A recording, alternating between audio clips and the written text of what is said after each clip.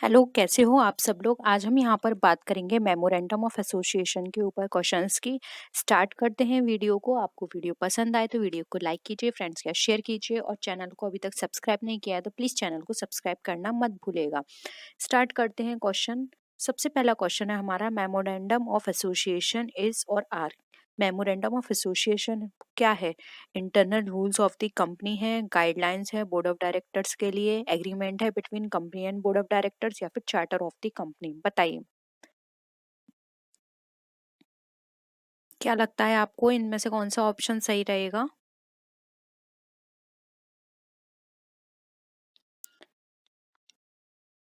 देखिए, यहाँ पर हम बात करें मेमोरेंडम ऑफ एसोसिएशन की, तो यहाँ पर मेमोरेंडम ऑफ एसोसिएशन क्या होता है? Charter of the company. अब ये चार्टर ऑफ द कंपनी क्यों है? क्योंकि इसके अंदर सभी लीगल फॉर्मेलिटीज जो होती हैं कंपनी से रिलेटेड वो सारी मेंशन होती हैं। जैसा कि आप सबको पता है कि मेमोरेंडम ऑफ एसोसिएशन में हम क्लॉज की बात करते हैं, इसके अंदर 6 क्लॉज को मेंशन किया जाता है जो कि इसके अंदर डिफाइन किए जाते हैं, जैसे कि name clause, office clause, object clause, liability clause, capital clause, assertion clause. ये सारे क्लॉज इसके अंदर डिफाइन किए जाते हैं, इसलिए इसको चार्टर ऑफ द कंपनी कहा जाता है। इसलिए यहाँ पर ऑप्शन इसका 4 राइट आंसर हो जाएगा। आई होप ये क्वेश्चन आपको क्लियर है। नेक्स्ट क्वेश्चन पे आइए। देखिए, यहाँ पर क्वेश्चन है, before forfeiture of share the directors of the company have to first of all give a notice allowing at least. अब यहाँ पर जब हम शेयर को फॉरफीचर करते हैं तो किसी भी कंपनी का जो डायरेक्टर होता है उसको फर्स्ट ऑफ ऑल जो नोटिस है वो कितने टाइम पहले वहां पर देना होगा कि हम आपके शेयर को फॉरफीचर कर रहे हैं? बताइए। 15 दिन पहले, जब उसका अमाउंट ड्यू है उससे, और साथ में इंटरेस्ट भी, या फिर 21 डेज, 31 डेज, 14 डेज, या 25 डेज? ऑप्शंस को अच्छे से पढ़िएगा। क्वेश्चन बहुत सिंपल है, आपको दिखने में बड़ा लग रहा है, और फिर इसका अच्छे से आंसर करिएगा।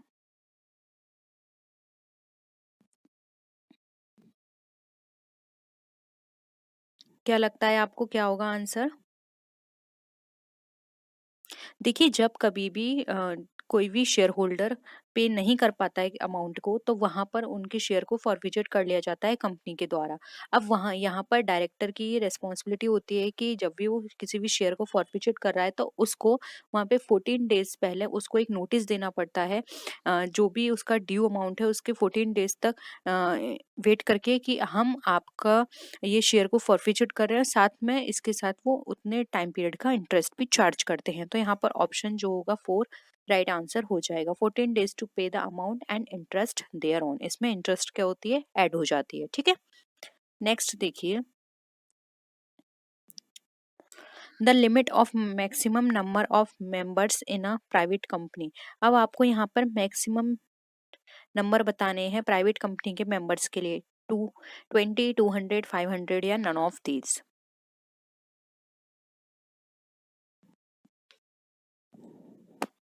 बताइए। देखिए, ये हमारा section 2 subsection 68 of the companies act 2013 में डिफाइन किया गया है कि एक प्राइवेट कंपनी वो कंपनी होगी जिसके मिनिमम पेड ऑफ कैपिटल इसमें सब्सक्राइब बताई गई होगी, इतनी है, और साथ ही साथ इसमें मैक्सिमम नंबर, मिनिमम नंबर, ये सारे डिफाइन किए गए हैं। तो यहाँ पर क्वेश्चन में आपसे बात की गई है मैक्सिमम नंबर की, तो मैक्सिमम नंबर इसमें डिफाइन किए गए हैं 200। ठीक है, और अगर वहीं वहीं हम पब्लिक कंपनी की बात करते हैं तो पब्लिक कंपनी में मैक्सिमम नंबर जो होते हैं वो अनलिमिटेड होते हैं, तो इस चीज को भी आप याद रखिएगा। नेक्स्ट क्वेश्चन पर आइए। The person who sign the memorandum of association of a company are called. बताइए। मेमोरेंडम ऑफ एसोसिएशन साइन करते हैं कंपनी का, तो वो कौन पर्सन है जो इसको साइन करता है? शेयर होल्डर साइन करेगा, डायरेक्टर करेगा, सब्सक्राइबर्स करेंगे मेमोरेंडम ऑफ एसोसिएशन के, या फिर प्रमोटर करेगा? बताइए।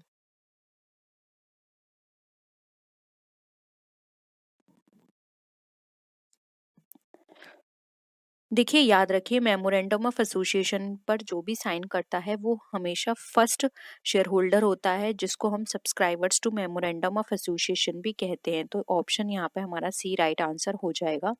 हमेशा जो फर्स्ट सब शेयर होल्डर होता है कंपनी का वो इसको साइन करते हैं। प्राइवेट कंपनी के केस में मिनिमम 2 सब्सक्राइबर होने चाहिए, वहीं हम पब्लिक कंपनी की बात करें तो मिनिमम वहाँ पे 7 का क्राइटेरिया दिया हुआ है। तो प्राइवेट के केस में कितने हैं आपके 2, और पब्लिक के केस में आपके हैं 7। ठीक है, तो इस चीज को याद रखिए, वो यहाँ पर एमओए को साइन करेंगे।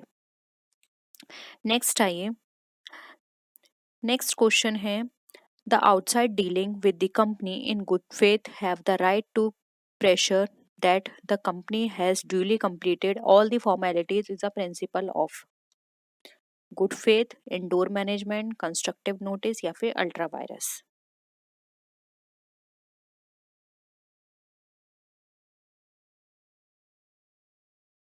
देखिए यहाँ पे प्रेशर की जगह ना प्रिज्यूम कर लीजिएगा, क्योंकि यहाँ पर ये इसका मीनिंग गलत निकल रहा है, प्रीज्यूम। यानी कि क्वेश्चन में ये पूछा जा रहा है कि जब कभी भी कंपनी के साथ आउटसाइडर्स डील करेंगे तो वो ये सोच कर डील करते हैं, ये गुड फेथ के साथ डील करते हैं कि कंपनी ने पहले से ही सारी फॉर्मेलिटीज जो हैं वो फुलफिल कर ली हैं। तो ये किस प्रिंसिपल में बताया जाता है, ये हमारा प्रिंसिपल होता है इंडोर मैनेजमेंट। इंडोर मैनेजमेंट का मतलब ही यही है कि आउटसाइडर जब भी कंपनी के साथ डील करेंगे तो वो इस फेथ के साथ डील करेंगे कि कंपनी ने ऑलरेडी सारी फॉर्मेलिटीज को पूरा कर लिया है। नेक्स्ट देखिए, the doctrine of ultra vires covers act which are. अब डॉक्ट्राइन अल्ट्रा वायरस जो है वो किस तरह के चीज़ों को कवर करता है, जो डायरेक्टर्स की पावर के बियॉन्ड है यानी कि उससे बाहर है, या फिर जो मेमोरेंडम ऑफ एसोसिएशन में गिवन है उससे बियॉन्ड है, या फिर जो भी चीफ एग्जीक्यूटिव्स की पावर है कंपनी के चीफ एग्जीक्यूटिव की उससे परे है, या फिर beyond the power of the debenture holders and directors only. बताइए डॉक्ट्राइन ऑफ अल्ट्रा वायरस किन चीजों को कवर करता है।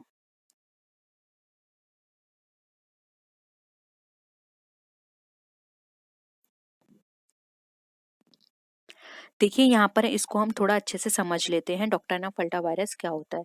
सबसे पहले हम बात करते हैं एमओए की। अब एमओए आपको पता है ये चार्टर ऑफ द कंपनी है, और इसके अंदर कंपनी की जो भी एक्टिविटीज होती हैं वो इसके अंदर डिफाइन की गई हैं कि कंपनी किस तरह से ऑपरेशंस को करेगी। ठीक है, और अगर कोई भी काम जो है वो इन सब ऑब्जेक्ट्स के बियॉन्ड होता है, जो कि मेमोरेंडम में डिफाइन किए गए हैं 6 क्लॉज के अंदर, उनसे भी बियॉन्ड होता है, वो हमारा कहलाता है यहाँ पर डॉक्ट्राइन ऑफ अल्ट्रा वायरस। तो यहाँ पर ऑप्शन बी राइट आंसर हो जाएगा, यानी मेमोरेंडम ऑफ एसोसिएशन में जो भी चीजें गिवन है उससे परे अगर कोई भी चीज है तो वो हमारी अल्ट्रा वायरस के अंदर कवर होगी। ठीक है, तो ऑप्शन 2 यहाँ पर हमारा राइट आंसर हो जाएगा। नेक्स्ट आइए, section 2 subsection 36 of the companies act is related to. ये स्टैटिक क्वेश्चन है, आपको लर्न करना है तो डायरेक्ट हम इसको आंसर कर देते हैं। इसका आंसर हो जाएगा प्रोस्पेक्टस। इसके अंदर प्रोस्पेक्टस को डिफाइन किया गया है। अब प्रोस्पेक्टस क्या होता है, तो प्रोस्पेक्टस एक ऐसा डॉक्यूमेंट है जिसके अंदर सारे इश्यूज को डिस्क्राइब किया जाता है regarding any route notice, circular, advertisement, और इसके अलग भी जो भी डॉक्यूमेंट अगर इनवाइट किए जा रहे हैं डिपॉजिट के केस में पब्लिक के लिए, या फिर कोई भी इनवाइटिंग ऑफर है पब्लिक के लिए सब्सक्रिप्शन से रिगार्डिंग या किसी भी शेयर के परचेस से रिगार्डिंग, तो वो सारे चीज़ें हमारे प्रोस्पेक्टस में गिवन होती हैं। तो ये सेक्शन 2 सबसेक्शन 36 के अंदर डिफाइन किया गया है। ओके, तो यहाँ पर सारी चीज़ें क्लियर हैं। नेक्स्ट मूव करते हैं। नेक्स्ट क्वेश्चन है, every company has to file with registrar a copy of. अब एक जो जितनी भी कंपनियां हैं वो रजिस्ट्रार के पास एक फाइल करती हैं कॉपी। ठीक है, तो वो किस चीज की कॉपी फाइल करेंगे, articles of association, prospectus, memorandum of association, या फिर नन ऑफ द। अब बताइए।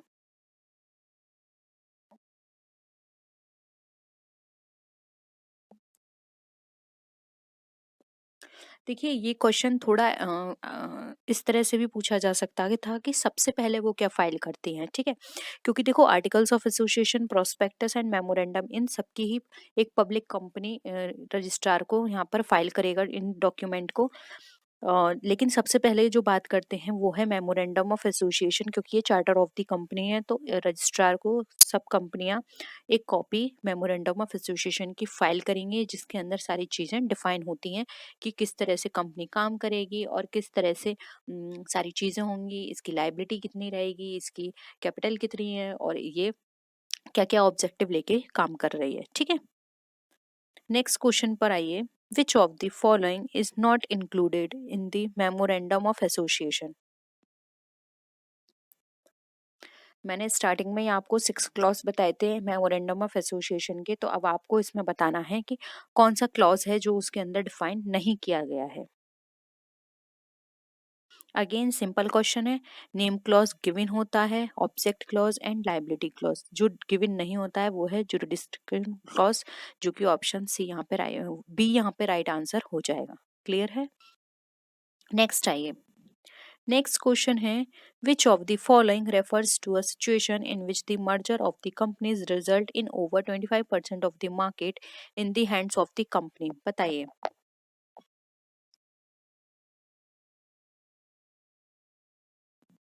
ऐसी कौन सी सिचुएशन होगी जहां पे मर्जर के समय 25% से ज्यादा मार्केट जो है उसके हैंड में रहेगा कंपनी के। गेटवे कंडीशन में, रेस्ट्रिक्टिव, या फिर शेयर ऑफ सप्लाई टेस्ट, या फिर असेट टेस्ट। बताइए।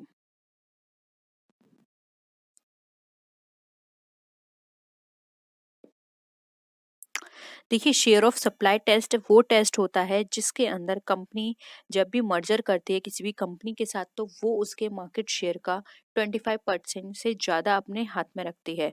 तो यहाँ पर जो राइट आंसर होगा वो होगा शेयर ऑफ सप्लाई टेस्ट। ठीक है, मर्जर के टाइम समय 25% से ज़्यादा मार्केट शेयर जो होता है वो कंपनी के हाथों में रहता है। नेक्स्ट आइए।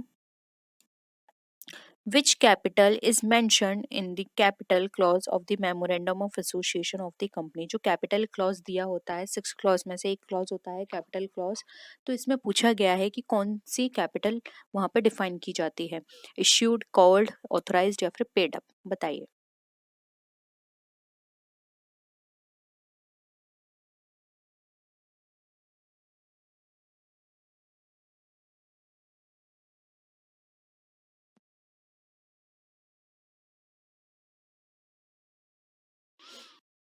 देखिए, कभी भी कंपनी जब रजिस्टर्ड होती है तो हमेशा वो अपने जो मेमोरेंडम ऑफ एसोसिएशन होता है उसमें हमेशा वो अपनी ऑथराइज्ड कैपिटल के साथ ही उसको रजिस्टर्ड करती है।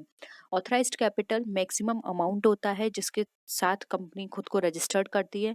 कोई भी कंपनी अपने बिजनेस को एक फिक्स्ड अमाउंट से ज़्यादा एक्सेस पे वो आगे जाके अपने बिजनेस को कैरी नहीं कर सकती है। तो उसको स्टार्टिंग में ही डिफाइन करना होता है कि ये हमारी ऑथराइज्ड कैपिटल है, हम इसके साथ ही अपनी कंपनी आगे रन करेंगे। और अगर इन केस अगर वो आगे बढ़ाना भी चाहती है अपने, या किसी भी तरह का वो इसमें चेंजेस करना चाहती है, तो वहां पर उसको एक स्पेशल रेजोल्यूशन पास करना पड़ता है। ये आगे की प्रोसेस है।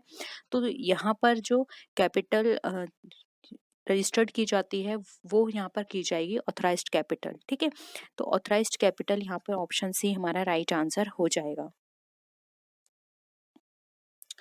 नेक्स्ट है, which of the following is the most important document of the company. अब एक कंपनी की बात करें तो इसमें से कौन सा डॉक्यूमेंट ऐसा है जो कि मोस्ट इंपॉर्टेंट है। Memorandum of association, articles of association, prospectus and report.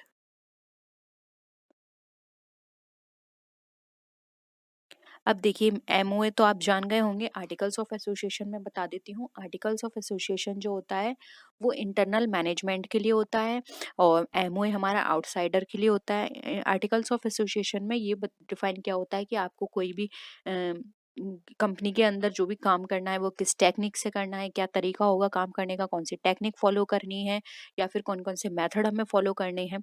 तो ये आर्टिकल्स ऑफ एसोसिएशन के अंदर होता है। प्रोस्पेक्टस भी आप जानते हैं, तो आप इजीली बता सकते हैं कि कौन सा मोस्ट इम्पोर्टेंट डॉक्यूमेंट होगा।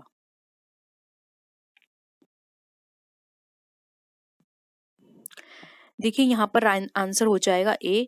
एक कंपनी के लिए सबसे ज़्यादा इम्पोर्टेंट होता है अपने आउटसाइड वर्ल्ड के साथ डील करना। जब तक वो अपने बाहर के लोगों के साथ डील नहीं करेगा तो वो अंदर की जो भी एक्टिविटी कर रहा है उससे उसको किसी भी तरह का फ़ायदा नहीं होगा। सबसे पहले उसको अपने आउटसाइड वर्ल्ड जो है उसको अपने पास अट्रैक्ट करना होगा, जिससे कि वो अंदर की इंटरनल डीलिंग को और भी अच्छे तरीके से करके अपने जो भी ऑब्जेक्टिव्स है उनको अचीव कर पाए। तो ये बहुत ही इंपॉर्टेंट डॉक्यूमेंट होता है, क्योंकि ये इससे ही कंपनी की ग्रोथ होती है और कंपनी की फेस वैल्यू भी बढ़ती है। तो सबसे ज़्यादा इंपॉर्टेंट डॉक्यूमेंट जो होता है वो होता है memorandum of association. Option A यहाँ पे राइट आंसर हो जाएगा। नेक्स्ट यहाँ पे आता है which document defines the relationship of the company with the outside world. Again very simple है, जब से हम यही चीज़ें डिस्कस कर रहे हैं तो बिना किसी तरीके के ज़्यादा डिस्कशन के हम यहाँ पर आंसर करते हैं option A, memorandum of association, जो कि हमारे आउटसाइड वर्ल्ड के साथ हमें डील करने में हेल्प करता है या फिर हमारे रिलेशनशिप को बिल्ड करने में हेल्प करता है। ओके, नेक्स्ट आते हैं when a company deals in excess of the rights granted by memorandum of association या फिर MOA then it is called। ये भी आप इजीली समझ गए होंगे, हमने ये पहले डिस्कस किया हुआ है। तो क्या है इसका आंसर? देखिए इसका आंसर हो जाएगा अल्ट्रा वायरस, क्योंकि इसमें दिया हुआ है जो MOA में ग्रांटेड है उससे ज़्यादा अगर एक्सेस में कंपनी डील कर रही है तो वो क्या है, तो वो डॉक्ट्राइन ऑफ अल्ट्रा वायरस है। तो ऑप्शन यहाँ पे 2 हमारा राइट आंसर हो जाएगा। नेक्स्ट क्वेश्चन है for a company to carry out capital reduction permission is required from. अगर कंपनी कभी भी कैपिटल रिड्यूस करना चाहती है तो उसको किसकी परमिशन की जरूरत होगी? Central government, court, controller of capital issue या फिर कंपनी लॉ बोर्ड?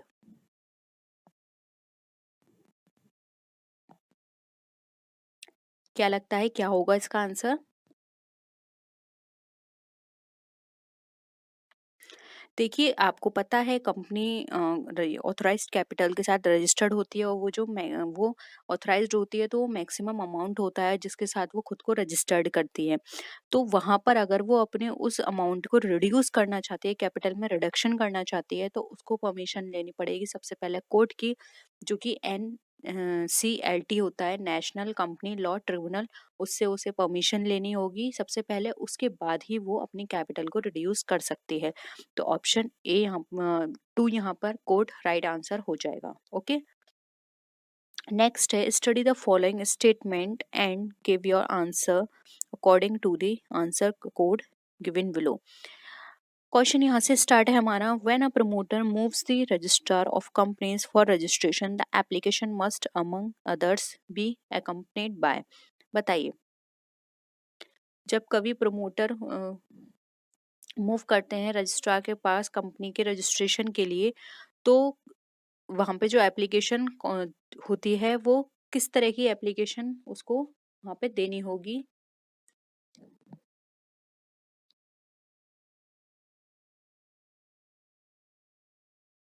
एप्लीकेशन के साथ साथ क्या क्या देना होगा बताइए? Memorandum and articles of association, written consent होनी चाहिए डायरेक्टर की, या फिर रजिस्टर्ड ऑफिस का एड्रेस वो देना पड़ेगा, या फिर name and address of the promoters? क्या चीज़ है जो कंपनी को वहाँ पे सबमिट करनी होगी रजिस्ट्रार ऑफिस में एप्लीकेशन के साथ साथ?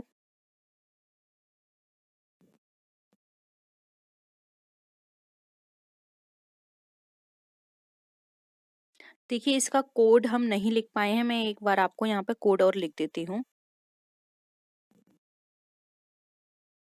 देखिए फर्स्ट जो ऑप्शन है उसका कोड है 1 और 2। सेकंड जो ऑप्शन है उसका कोड है यहाँ पर 2 और 3। थर्ड जो ऑप्शन है हमारा इसका कोड है यहाँ पर सेकंड और फोर्थ। एंड फोर्थ जो ऑप्शन है उसका कोड है हमारा थर्ड और फोर्थ। तो बताइए। देखिए एप्लीकेशन के साथ साथ उनको memorandum of association and articles of association देना होता है, साथ ही साथ डायरेक्टर की रिटन कंसेंट भी देनी होती है। तो ये दो चीज़ें बहुत ही इंपॉर्टेंट होती हैं। तो ऑप्शन 1 और 2 यानी कि यहाँ पर ऑप्शन ए राइट आंसर हो जाएगा। 1 और 2 ये दोनों ही चीज़ें जरूरी हैं एप्लीकेशन फॉर्म के साथ साथ देने के लिए, ठीक है। तो यहाँ पर वन आंसर हमारा राइट है, option A 1 and 2। Okay, clear है। नेक्स्ट आइए, name of a company can be changed by. अब अगर कोई भी कंपनी, जैसे कि हमने वहाँ पे डिस्कस किया था एमओए के अंदर नेम क्लॉज होता है, तो अगर उस नेम क्लॉज में जो भी नाम मेंशन है उसको वो चेंज करना चाहते हैं तो वो किस तरह चेंज कर सकती है? एक ऑर्डिनरी रेजोल्यूशन से, स्पेशल रेजोल्यूशन से, यानी या फिर गवर्नमेंट, सेंट्रल गवर्नमेंट के अप्रूवल से, या फिर कोई एक स्पेशल रेजोल्यूशन पास कराना पड़ेगा, साथ ही साथ सेंट्रल गवर्नमेंट की भी अप्रूवल उसको चाहिए होगी। बताइए क्या होगा इसका आंसर? देखिए, कभी भी कंपनी अगर अपना नाम चेंज करना चाहती है तो उसको सेंट्रल गवर्नमेंट की अप्रूवल तो चाहिए ही, साथ ही उसको एक इसके साथ एक स्पेशल रेजोल्यूशन भी पास कराना पड़ेगा। तो यहाँ पर ऑप्शन 4 राइट आंसर हो जाएगा। स्पेशल रेजोल्यूशन तो कराना ही है जिससे कि वो सबको बता सके कि वो इसको नाम चेंज कर रही है, साथ ही साथ उसको अप्रूवल भी चाहिए होगा सेंट्रल गवर्नमेंट का। तो ऑप्शन 4 राइट आंसर है। नेक्स्ट आइए, अगर कभी भी कोई भी कंपनी यानी कि अपनी जो शेयर कैपिटल है उसको रिड्यूस करना चाहती है तो उससे क्या इफेक्ट आएगा? उसकी जो ऑथराइज्ड कैपिटल का अमाउंट है वो रिड्यूस हो जाएगा, या फिर कंपनी के जो शेयर्स हैं उनकी फेस वैल्यू रिड्यूस हो जाएगी, या फिर जो भी शेयर कैपिटल की पेड अप अमाउंट है उसको पेइंग ऑफ करना पड़ेगा which is in excess of requirement, या फिर कैंसिल करने पड़ेंगे उसके पेड अप शेयर कैपिटल को which has been lost over the years. बताइए क्या लगता है, अगर कंपनी अपनी शेयर कैपिटल को रिड्यूस करेगी तो क्या इफेक्ट पड़ेगा?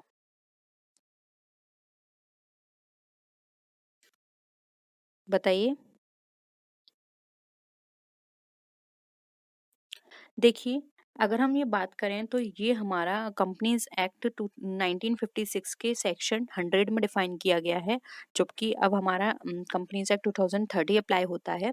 तो वहाँ पर ये अलाउ किया गया है कि कोई भी कंपनी अपनी शेयर कैपिटल को रिड्यूस कर सकती है, लेकिन उसकी कुछ सर्टेन सर्कमस्टांसेस हैं, जैसे कि अगर वो इस सेक्शन के थ्रू कंपनी अपने जो भी शेयर होल्डर्स हैं उनको पे ऑफ करती है, जो भी उसके पेड अप कैपिटल है, तो वहाँ पर उसको कंपनी की जो एक्सेस रिक्वायरमेंट है उसके थ्रू उसको पेड अप कैपिटल वहाँ पर पे करनी पड़ेगी, यानी कि वहाँ पर उसको ज़्यादा अमाउंट पे करना पड़ेगा।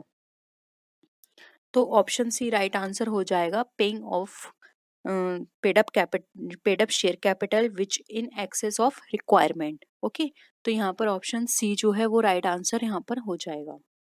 नेक्स्ट क्वेश्चन पे आते हैं।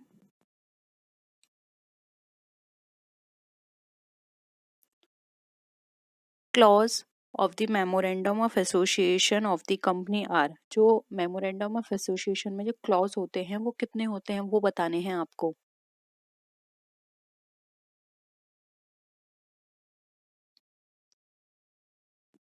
6, 5, 4 एंड 3।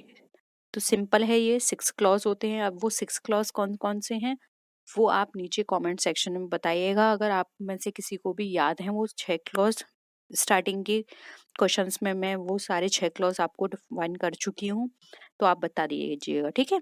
नेक्स्ट आइए, नेक्स्ट क्वेश्चन है हमारा, memorandum of association does not contain information relating to. अब जो मेमोरेंडम ऑफ एसोसिएशन है वो किस तरह की इंफॉर्मेशन नहीं रखती है? बताइए।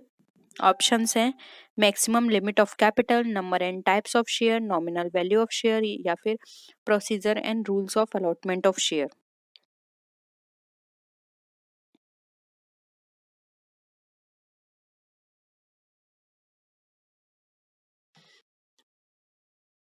देखिए, यहाँ पर हम कैपिटल क्लॉज में ये चीज़ तो डिफाइन की जाती है, साथ ही साथ यहाँ पे number and types of shares भी डिफाइन किए जाते हैं, नॉमिनल वैल्यू ऑफ शेयर्स भी डिफाइन की जाती है, लेकिन procedure and rules of allotment of share ये डिफाइन नहीं किया जाता है, क्योंकि ये पार्ट है हमारे एओए का, ठीक है।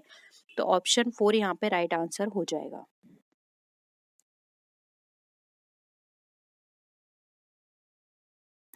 अगर हम देखें यहाँ पर एक चीज़ है, ये जो procedure and rules of allotment of share है, अगर हम इसकी बात करें तो ये हमारा प्रोस्पेक्टस में मिल सकता है। एओए में ना होके ये प्रोस्पेक्टस में डिफाइन किया जाएगा, क्योंकि प्रोस्पेक्टस में ये बताया जाएगा कि कंपनी किस तरह से अलॉट करेगी, क्या अलॉटमेंट का प्रोसीजर होगा। एओए यहाँ पर आप काट दीजिएगा, प्रोस्पेक्टस कर लीजिएगा। ये प्रोस्पेक्टस के अंदर डिफाइन किया जाएगा कि कंपनी के अलॉटमेंट का प्रोसीजर किस तरह का होगा। ठीक है, नेक्स्ट क्वेश्चन पे आइए। A change in the registered office of the company from one state to another can be affected by. अगर कोई भी कंपनी रजिस्टर्ड ऑफिस को एक जगह से दूसरी जगह बनाती है या चेंज करती है तो वहां पर क्या अफेक्ट होगा, बताइए। A resolution of the board of directors, an ordinary resolution, a special resolution and confirmation from the company law board। Answer करिए। देखिए यहाँ पर जो आंसर होगा वो हो जाएगा यहाँ पर आंसर आपका ऑप्शन नंबर 4। अब ये कैसे होगा, देखिए एक स्पेशल रेजोल्यूशन तो पास कराना ही पड़ेगा पब्लिक के लिए, साथ ही साथ उसको अप्रूवल भी चाहिए होगा, कंफर्मेशन भी चाहिए होगा कंपनी लॉ बोर्ड से, उसके बाद ही वो इस तरह के चेंजेस कर सकता है। अगर वहां पर उसको अप्रूवल मिल जाता है तो उसके साथ उसे स्पेशल रेजोल्यूशन भी पास कराना पड़ेगा, जिससे कि वो पब्लिक को ये बता पाए कि अब उसका रजिस्टर्ड ऑफिस चेंज हो रहा है और वो आगे इस रजिस्टर्ड ऑफिस के थ्रू ही सारे वर्क किए जाएंगे। ठीक है, तो यहाँ पर ऑप्शन 4 हमारा राइट आंसर हो जाएगा। नेक्स्ट आइए, which of the following document defines the scope of companies activity. Prospectus, statement in Liu prospectus, articles of association या फिर memorandum of association.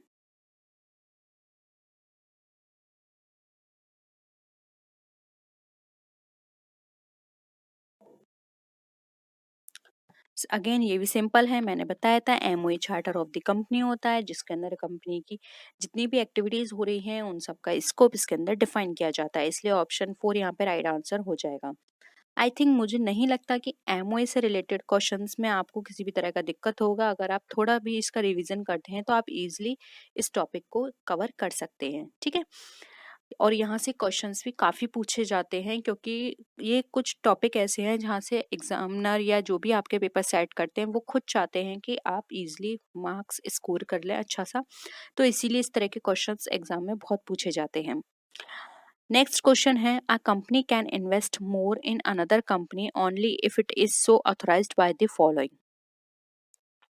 Memorandum of association, articles of association, auditors या फिर secretary, बताइए क्या होगा answer.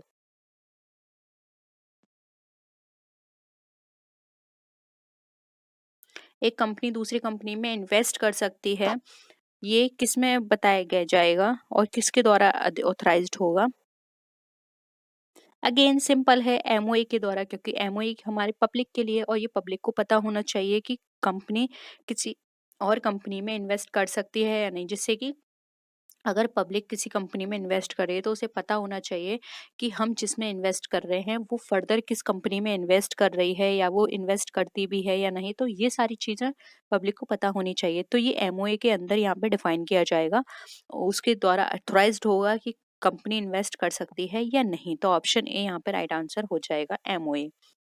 Next question देखिए, table A of the companies act give model of. अब table ए जो है वो क्या बताती है, बैलेंस शीट को, memorandum of association, articles of association या फिर प्रॉफिट एंड लॉस अकाउंट।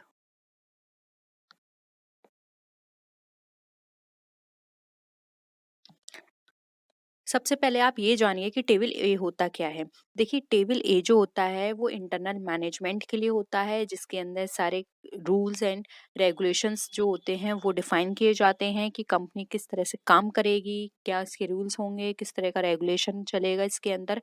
तो ये जो होते हैं वो इंटरनल पार्ट होते हैं। अब आपको इसमें से देखने में ऑप्शंस में इजीली आप पता कर सकते हैं। देखिए ये इंटरनल पार्ट नहीं है, बैलेंस शीट बिल्कुल कट जाता है, प्रॉफिट एंड लॉस अगेन ये क्या है, सब पॉइंट है। मेन पॉइंट क्या है, articles of association. Articles of association जो होता है वो अडॉप्ट करता है टेबल ए को, टेबल ए के सारे प्रोविजंस को, जिसके अंदर ये सारी चीजें मॉडिफाई की जाती हैं और कंपनी किस तरह से काम करेगी और अगर यहाँ पर हम बात करें तो कंपनीज एक्ट 2013 के अकॉर्डिंग अब टेबल एफ जो है वो इसकी जगह काम करती है, यानी टेबल ए की जगह अब कौन सा काम करता है, टेबल एफ। टेबल एफ हमारा आर्टिकल्स ऑफ एसोसिएशन के मॉडल देता है, ठीक है। तो यहाँ पर ऑप्शन ए वो सॉरी ऑप्शन 3 राइट आंसर हो जाएगा, आर्टिकल्स ऑफ एसोसिएशन। नेक्स्ट आइए, object clause of the memorandum of association can be altered by. MOA का जो ऑब्जेक्ट क्लॉज होता है वो ऑल्टर किया जा सकता है किससे?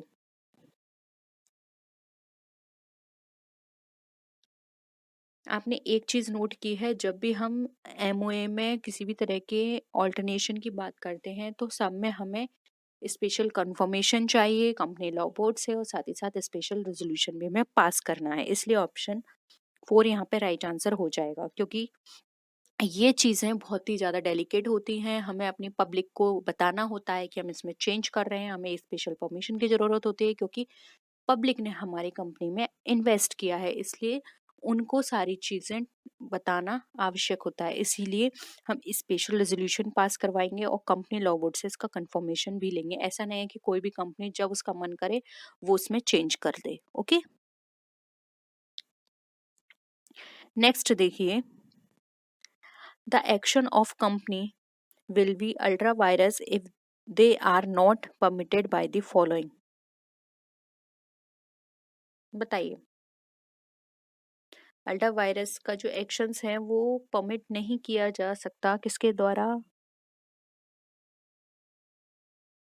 सिंपल है, एमओए के द्वारा, क्योंकि एमओए में जो डिफाइन किया गया है वो जो डिफाइन किया गया है उसके बियॉन्ड ही तो ये बात करता है। तो ये परमिट नहीं कर रहा, कौन परमिट नहीं कर रहा? एमओए। ऑप्शन ए यहाँ पे सिंपल राइट आंसर हो जाएगा। नेक्स्ट है, स्पेशल रेजोल्यूशन किस में जरूरी नहीं है? Change of registered office from one state to another, change in the name of the company, reduction of share capital, issue of shares at a discount. Simple है, हमने रजिस्टर्ड ऑफिस की बात करी थी, कंपनी के नेम चेंज की बात की थी, रिडक्शन ऑफ शेयर कैपिटल की बात की थी। हमने बात नहीं की किसकी? इश्यू ऑफ शेयर कैपिटल की। तो यहाँ पर ऑप्शन क्या हो जाएगा हमारा? डी राइट आंसर हो जाएगा। क्लियर है? The written agreement between the partners is called. बहुत ही सिंपल क्वेश्चन है, आप इजीली इसका आंसर कर सकते हैं। ऑप्शंस हैं memorandum of association, articles of association, partnership deed या फिर सर्टिफिकेट ऑफ रजिस्ट्रेशन। बताइए, जब पार्टनर्स के बीच रिटन एग्रीमेंट होता है तो उसको क्या बोलते हैं? देखिए, यहाँ पर इसका राइट आंसर हो जाएगा ऑप्शन 3, जो कि है पार्टनरशिप डीड। पार्टनरशिप डीड के अंदर वो सभी चीज़ें लिखी जाती हैं जो कि एक एग्रीमेंट में ज़रूरत होती हैं, जैसे कि कंपनी का नेचर क्या होगा, क्या ड्यूटीज़ होंगी पार्टनर्स की, क्या उनके राइट्स होंगे, लाइबिलिटीज़ कितनी होगी, और प्रॉफिट लॉस किस रेशियो में डिस्ट्रीब्यूट किया जाएगा, या ये सारी चीज़ें एक पार्टनरशिप डीड के अंदर मेंशन होती हैं। तो ऑप्शन 3 यहाँ पर राइट आंसर हो जाएगा।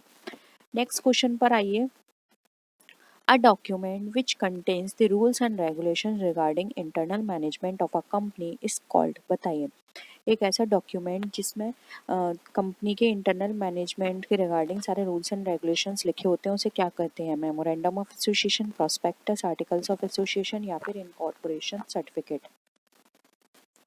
अगर आपने मेमोरेंडम ऑफ एसोसिएशन से रिलेटेड वीडियो मेरी देखी है तो वहाँ पर मैंने इस चीज़ को डिस्कस किया था। देखिए, यहाँ पर राइट आंसर हो जाएगा option C, articles of association. Articles of association जो होती है वो इंटरनल मैनेजमेंट के लिए प्रिपेयर किए जाते हैं, वहीं हमारा एमओए आउटसाइडर के लिए प्रिपेयर किया जाता है। इसके अंदर सारे रूल्स एंड रेगुलेशंस लिखे होते हैं कि कंपनी के अंदर मैनेजमेंट किस तरह से वर्क करेगा, क्या चीज़ें होंगी, किस तरह से काम करने, कंडीशंस क्या क्या होंगी। तो ये सारी चीज़ें इसके अंदर मेंशन होती हैं। तो ऑप्शन 3 यहाँ पे राइट आंसर हो जाएगा। नेक्स्ट क्वेश्चन पर आइए, list A of companies act can be adopted by. अब जो लिस्ट ए जो होती है या जिसको हम टेबल ए भी बोल सकते हैं, वो किसके द्वारा अडॉप्ट की जाती है? Memorandum of association, articles of association, prospectus या फिर नन ऑफ दीज। आंसर करिए।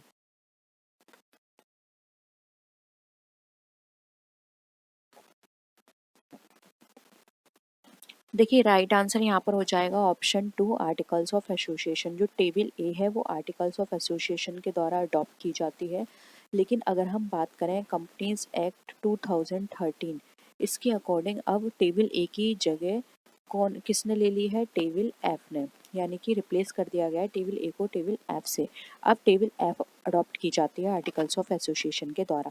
तो आप याद रखिएगा, टेबल जो अडॉप्ट की जाती है वो 1956 के अकॉर्डिंग है, companies act 1956, and table F जो है वो 2013 के अकॉर्डिंग है। तो अगर क्वेश्चन में आपसे स्पेसिफिकली करके पूछा जाए कि 1956 के अकॉर्डिंग बताइए, तो आपको टेबल ए बताना होगा, और 2013 के अकॉर्डिंग तो वहाँ पर आपको टेबल एफ बताना होगा। दोनों ही काम करते हैं हमारे आर्टिकल्स ऑफ एसोसिएशन के लिए। तो और यहाँ पर ऑप्शन बी राइट आंसर हो जाएगा। नेक्स्ट क्वेश्चन पर आइए। The articles of association establish the relationship between. अब देखिए एक चीज़ ये, अगर आप एक कॉन्सेप्ट को अच्छे से समझ लेते हैं तो बाकी सारे क्वेश्चंस घुमा फिरा के कहीं उन्हीं चीज़ों से रिलेटेड पूछे जाते हैं आपसे।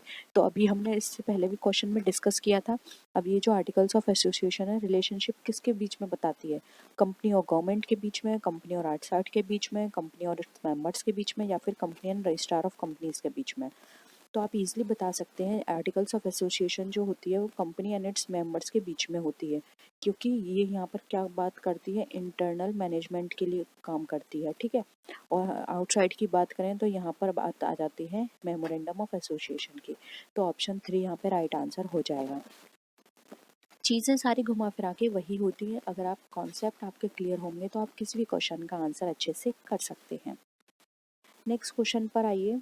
और अगर आपको वीडियो पसंद आ रही है तो प्लीज़ आप लोग इसे लाइक भी ज़रूर कर दीजिएगा, फ्रेंड्स के साथ शेयर कर दीजिए, और चैनल नहीं सब्सक्राइब किया है तो प्लीज़ चैनल को भी सब्सक्राइब कर लीजिए।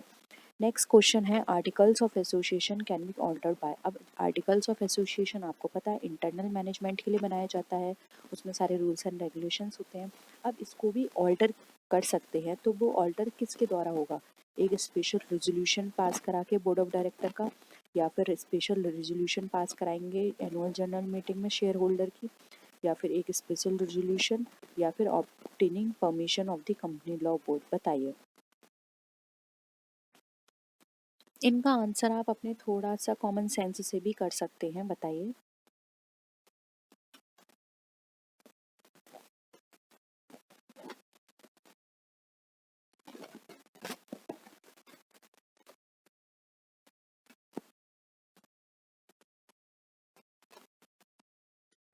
देखिए यहाँ पर राइट आंसर हो जाएगा 3।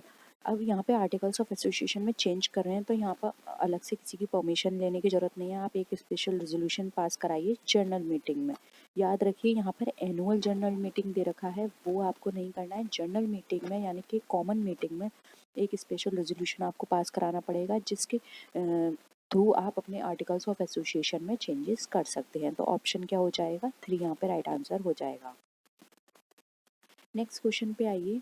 इन which order are the following documents prepared. अब आपको ऑर्डर बताना है किस ऑर्डर में ये डॉक्यूमेंट्स प्रिपेयर किए जाते हैं।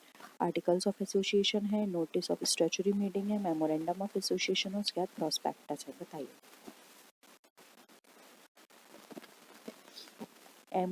जब हमने मेमोरेंडम ऑफ एसोसिएशन के क्वेश्चंस डिस्कस किए थे तो वहाँ पे भी मैंने ये इन चीज़ों को वहाँ पे डिस्कस किया था कि किस फॉर्म में या किस सीरियल वाइज हमें ये डॉक्यूमेंट प्रिपेयर करने होते हैं और कौन सा डॉक्यूमेंट हमारा इम्पोर्टेंट होता है। तो जल्दी से कमेंट सेक्शन में बताइए इन डॉक्यूमेंट में से कौन सा डॉक्यूमेंट है जो बहुत ज़्यादा इम्पोर्टेंट होता है।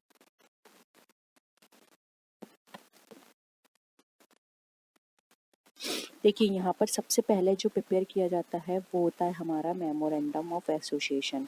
उसके बाद प्रिपेयर किया जाता है आर्टिकल्स ऑफ एसोसिएशन, और इसके बाद जो थर्ड आता है वो होता है हमारा प्रोस्पेक्टस। ठीक है, प्रोस्पेक्टस हो गया। फोर्थ आता है हमारा नोटिस ऑफ स्टैट्यूटरी मीटिंग। तो यहाँ पर ऑप्शन सीरियल क्या हो जाएगा हमारा? 3, 1। प्रोस्पेक्टस हमारा है 4 एंड 2। 3, 1, 4, 2, यानी कि यहाँ पर हमारा हो जाएगा CADB। ठीक है, ऑप्शन 3 राइट आंसर हो जाएगा। इस सीरियल में हमें ये प्रिपेयर करना होता है, और सबसे ज़्यादा इंपॉर्टेंट डॉक्यूमेंट जो होता है वो होता है हमारा मेमोरेंडम ऑफ एसोसिएशन। ठीक है, आगे आइए। नेक्स्ट क्वेश्चन है, which of the following can be changed with retrospective effect. अब यहाँ पर रेट्रोस्पेक्टिव इफेक्ट से क्या चेंज किया जा सकता है? Memorandum of association, articles of association, prospectus, या फिर नन ऑफ दीज।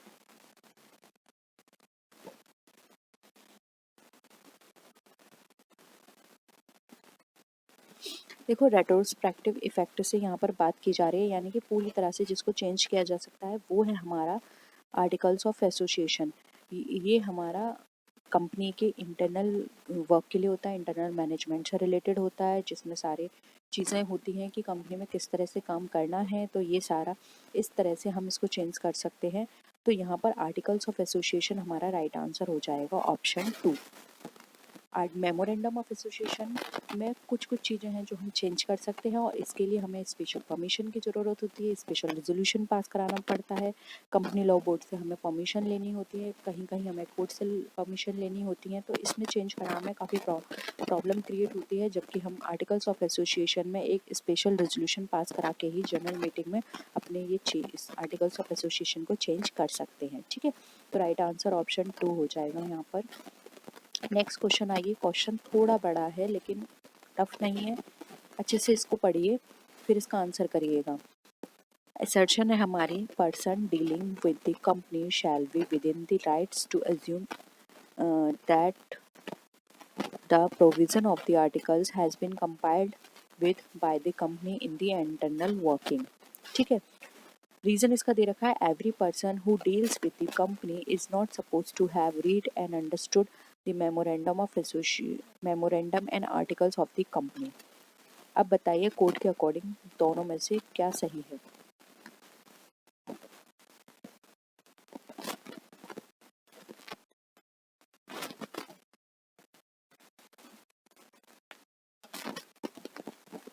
क्या लगता है ऑप्शन इसमें कौन सा करेक्ट होगा?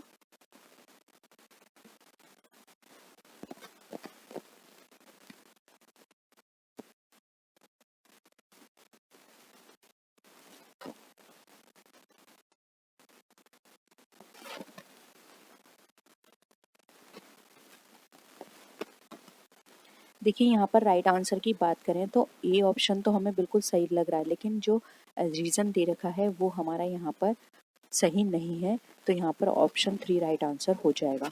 अब इसको अच्छे से समझ लेते हैं। देखिए फर्स्ट में क्या बोल रहा है कि जो भी पर्सन डील कर रहे हैं कंपनी के अंदर, उनको ये राइट होता है कि वो एज्यूम करें और जो भी प्रोविजंस दे रखे हैं आर्टिकल्स के अंदर वो उस के प्रावधानों के साथ यहाँ पर उसका अनुपालन उन्हें करना पड़ेगा। तो ये बात बिल्कुल सही है।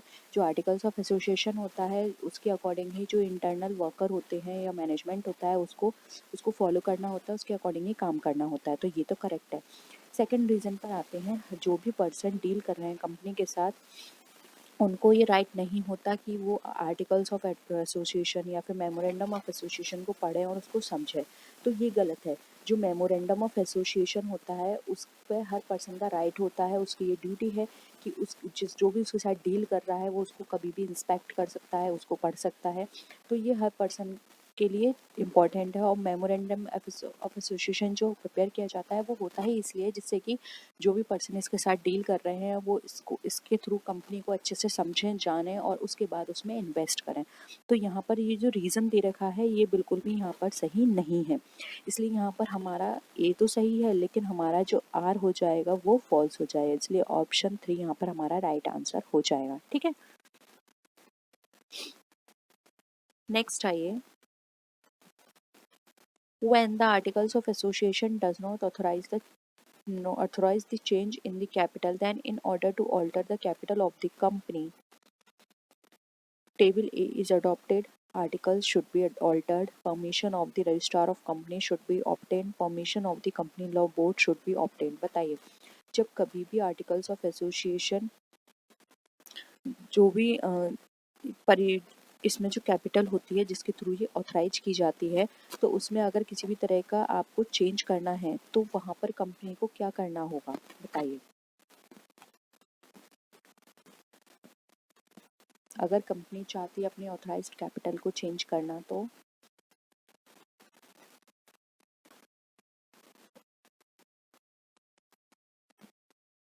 देखिए यहाँ पर अगर हम बात करें तो ये चीज़ जान लीजिए, एक कंपनी सिर्फ उसी केस में अपनी कैपिटल को ऑल्टर कर सकती है अगर उसने आर्टिकल्स ऑफ एसोसिएशन में इसके रिगार्डिंग कोई प्रोविज़न दे रखा है। ठीक है, अगर उसने इस तरह का प्रोविज़न दे रखा है तो वो ईजिली उसको फॉलो करके अपने कैपिटल क्लॉज को, जो कैपिटल क्लॉज में उसने ऑथराइज्ड कैपिटल से रजिस्टर्ड हुई है वहाँ पे वो चेंजेस कर सकती है।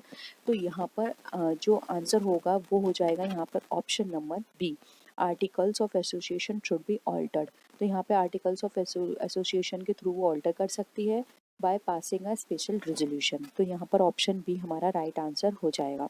ठीक है, यानी कि आप इन शॉर्ट ऐसे समझ सकते हैं कि अगर आर्टिकल्स ऑफ एसोसिएशन में ये चीज़ें मेंशन की कर रखी हैं, क्योंकि आर्टिकल्स ऑफ एसोसिएशन किसके लिए प्रिपेयर किया जाता है, इंटरनल मैनेजमेंट के लिए, और उसमें ये दे रखी हैं सारी चीज़ें, तो कंपनी उन्हीं प्रोविजंस को फॉलो करके उनको चेंज करेगी और साथ ही साथ वो एक स्पेशल रेजोल्यूशन भी पास करवाएगी फॉर द पब्लिक, जिससे कि उन्हें पता चल सके कि हाँ कंपनी इस तरह से या ये प्रोविज़न के थ्रू कंपनी कभी भी अपनी ऑथराइज्ड कैपिटल को यहाँ पर चेंज कर सकती है, जिससे कि पब्लिक भी अवेयर रहे। ठीक है, तो ऑप्शन 2 यहाँ पर क्या हो जाएगा, करेक्ट आंसर हो जाएगा। नेक्स्ट देखिए, rules and regulation regarding internal management of a company are given in. Again simple है, बहुत बार डिस्कस कर चुके हैं, आई होप अब तो आपको याद भी हो गया होगा, तो ऑप्शन ए राइट आंसर हो जाएगा। नेक्स्ट है, a company issues invitation to public to subscribe to its shares and debentures through. अब कंपनी जो है वो इनवाइट करती है पब्लिक को सब्सक्राइब करने के लिए उसके शेयर्स और डिवेंचर को, तो किसके थ्रू वो इनवाइट करेगी, memorandum of association, articles of association, prospectus and bank. Again ये भी आपने कई बार पढ़ा होगा तो आपको पता होगा, जो कंपनी कभी भी ये इस तरह का इनविटेशन पब्लिक के लिए ऑफर करती है कि आइए हमारे कंपनी के शेयर्स एंड डिवेंचर्स में इन्वेस्ट कीजिए, तो वो ये करेगी प्रोस्पेक्टस के थ्रू। ठीक है, वो प्रोस्पेक्टस जारी करती है कंपनी को पब्लिक के लिए, जिससे कि वो पब्लिक को इनवाइट कर सके, इन्वेस्टर को इनवाइट करे कि आइए हमारे शेयर्स में इन्वेस्ट करिए, डिवेंचर में इन्वेस्ट करिए, क्योंकि इसका मेन, इस प्रोस्पेक्टस को इशू करने का मेन पर्पस ही यही होता है कि वो पब्लिक को इन्फॉर्म करे about the objectives of the company and other things of the company. ठीक है, तो ऑप्शन यहाँ पर सी हमारा करेक्ट आंसर हो जाएगा। नेक्स्ट क्वेश्चन पर आइए, which of the following companies can adopt table A in place of articles of association. अब आपने पढ़ा articles of association table A follow करती है according to 1956 of the companies act, और जो यहाँ पे आर्टिकल्स ऑफ एसोसिएशन है अब अकॉर्डिंग टू कंपनीज एक्ट 2013 वो टेबल एफ को फॉलो करती है। ठीक है, लेकिन हमें ये जानना जरूरी है कि कौन सी कंपनियां आर्टिकल्स ऑफ एसोसिएशन के जगह पर टेबल ए फॉलो करती हैं। Public limited companies, public limited companies, companies limited by guarantee या फिर अनलिमिटेड कंपनी। बताइए इनमें से कौन सी कंपनियां हैं जो टेबल ए को फॉलो करेंगी।